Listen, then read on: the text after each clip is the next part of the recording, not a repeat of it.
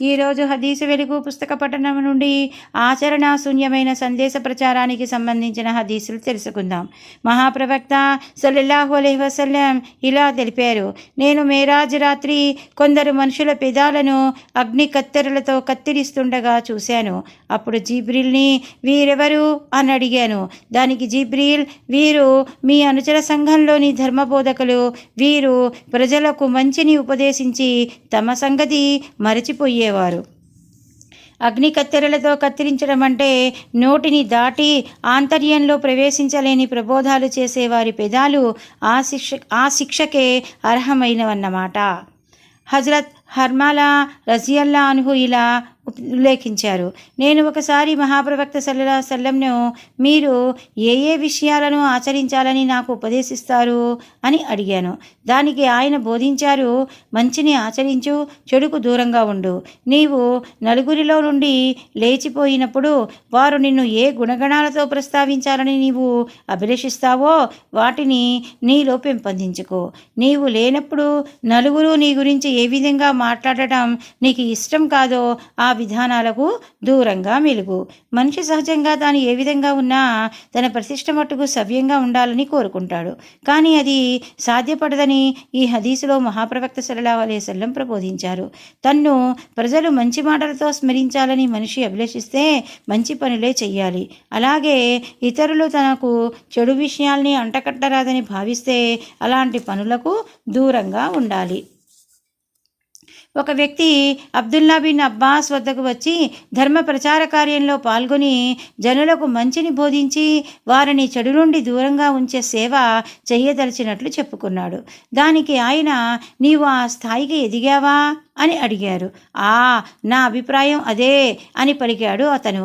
ఖురాన్లోని 3 ఆయత్లు నిన్ను అవమానం పాలు చేస్తాయేమోనన్న సంశయం నీకు లేకపోతే నీవు అలాగే ధర్మ ప్రచార కార్యం చేపట్టవచ్చు అని చెప్పారు హజరత్ ఇబ్ను అబ్బాస్. అతడు అవి ఏవి అని అడిగాడు. అప్పుడు ఆయన ప్రజలకు హితోపదేశం చేసి, మిమ్మల్ని మీరు మర్చిపోతుంటారా అన్న సూరే బకరాలోని 44వ ఆయత్తును పఠించి, ఈ ఆయత్తును పూర్తిగా అమలు జరిపావా అని అడిగారు. దానికి అతడు లేదు అని సమాధానం ఇచ్చాడు. ఆయన 2వ ఆయతు, మీరు స్వయంగా ఆచరించని మాటను ఇతరులకు ఎందుకు బోధిస్తుంటారు అన్న అస్సఫ్లోని 2వ ఆయతుని పఠించి, దీన్ని బాగా ఆచరించావా అని ప్రశ్నించగా అతడు లేదు అని పలికాడు. అప్పుడు 3వసారి షోయబ్ అలైహిస్సలాం తన జాతి ప్రజలను సంబోధించి, మిమ్మల్ని ఏ విషయాలను గురించి వారిస్తూ ఉంటానో వాటిని స్వయంగా నేనే చేయటం నా అభిమతం కాదు అన్న హూద్ సూరాలోని 87వ ఆయతుని పఠించి, నీవు ఈ ఆయతును ఆచరణలో పెట్టావా అని ఇబ్ను అబ్బాస్ ఆ వ్యక్తిని అడిగాడు.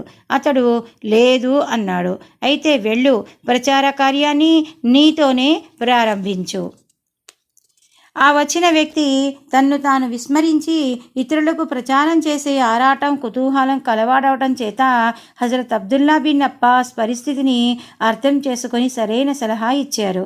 అయితే పరిపూర్ణత సిద్ధించనంత వరకు ప్రచార చైతన్యం కలవారు కూడా మంచిని పెంచడానికి, చెడును నిర్మూలించడానికి ముందుకు రాకూడదని మాత్రం దీని భావం కాదు.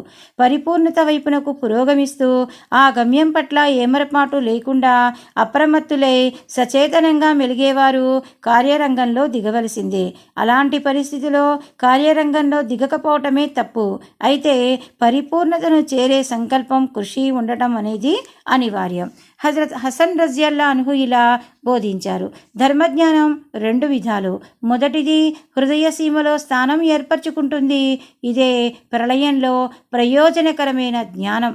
2వది కేవలం నోటిపైనే ఉండిపోతుంది.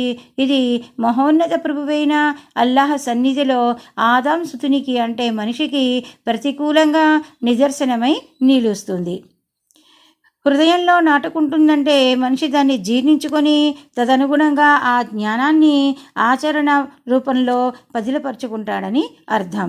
నోటిపైనే ఉండిపోవటానికి భావం దాన్ని మనిషి ఆకలింపు చేసుకోవటం, ఆచరణలో పెట్టకపోవటం అని భావం. అంటే ఇలాంటి మనిషికి అల్లా, నీవు అన్నీ తెలిసి ఉండి ఆచరణ ఎందుకు చేయలేదు? ఆ ఆచరణే కదా నేడు నీకు ఉపకరించేది అని చెప్పి శిక్ష విధిస్తాడు అని అర్థం. ఇప్పుడు ధర్మ విద్యా సముపార్జనకి సంబంధించిన హదీసులు తెలుసుకుందాం.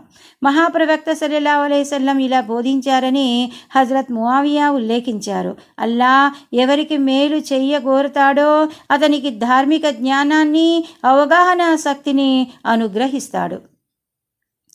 దీన్ని ఈ విధంగా కూడా విశదీకరించుకోవచ్చు. అల్లా ఎవరికి ధర్మ జ్ఞానాన్ని, ధర్మావగాహనను ప్రసాదిస్తాడో అతనికి సకల శుభాలను ప్రసాదించినట్టే.